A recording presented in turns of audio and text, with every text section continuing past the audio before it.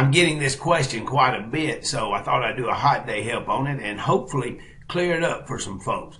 People are confused about how to add a balanced food to a meal.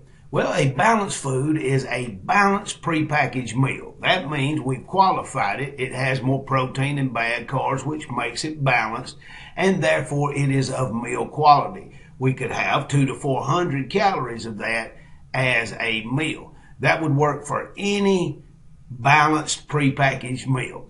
But it's not likely that you would take, say, the Hood Calorie Countdown milk and just drink 200 to 400 calories of that and call it a meal. Neither would you eat just Carb Quick biscuits and call that a meal. I don't know, they're pretty good. You might just eat 200 to 400 calories of that and call it a meal. But that's not a likely scenario. Most likely what you would do is want to add the milk or the Carb Quick back to a meal.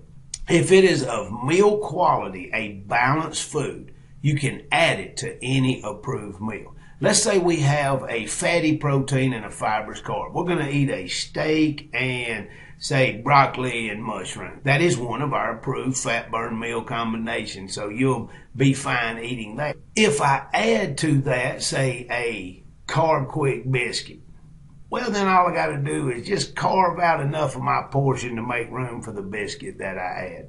If I'm going to have some milk with that, same thing, make room for how much I add. It's just that simple. Sometimes folks will like to take maybe a little bit of a oh yep or put a little bit in at the end for dessert, like, so you could do that as well. You're just adding a balanced food to a meal. Your meal without the balanced food has to be one of the approved fat burn combinations, and then you're fine to add a balanced food which is also of meal quality.